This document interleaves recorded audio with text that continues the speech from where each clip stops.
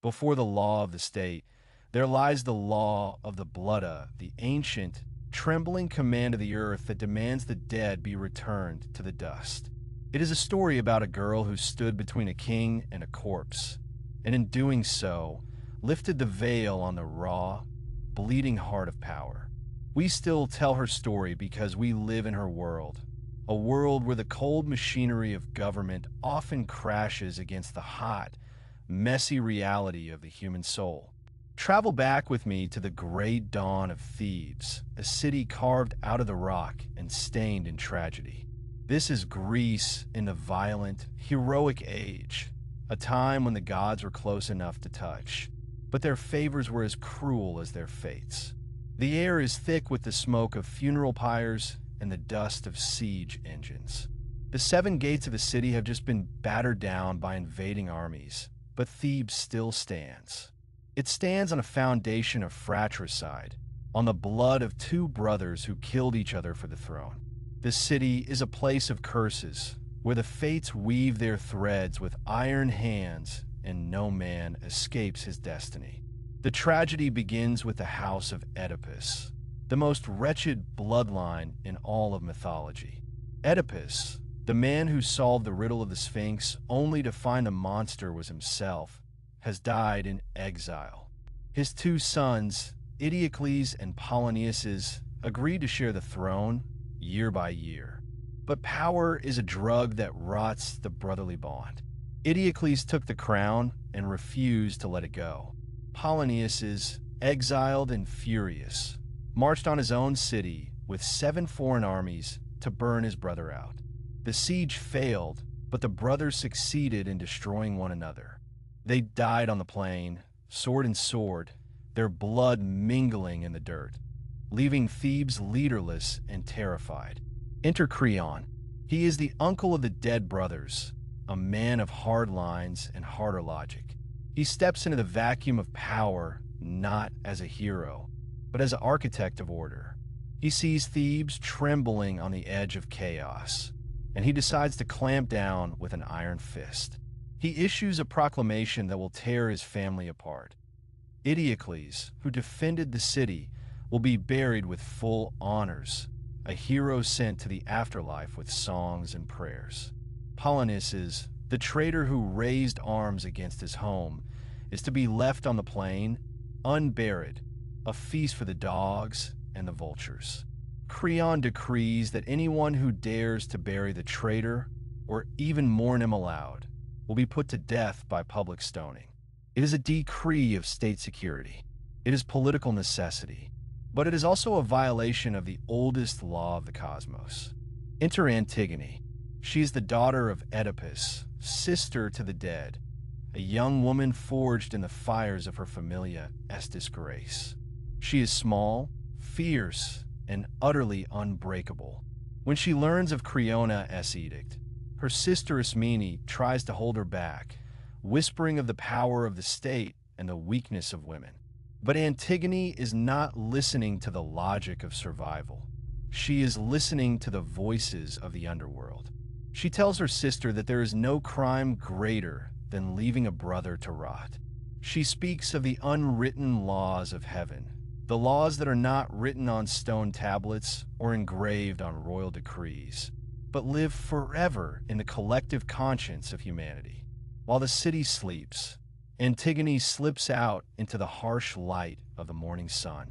She walks to the place where her brothera's body lies, a broken heap of flesh abandoned to the carrion birds.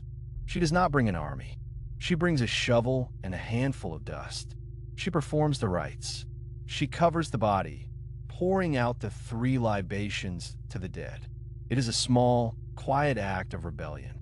She stands before the corpse and defies the king, defies the city, defying death itself to say, "I will bury him, and if I must die for this act of piety, I will die content, for I will lie with a brother I love." But the sentinel has been watching. The dust is scattered by the wind, but the deed is seen. Creon is furious. He cannot comprehend it.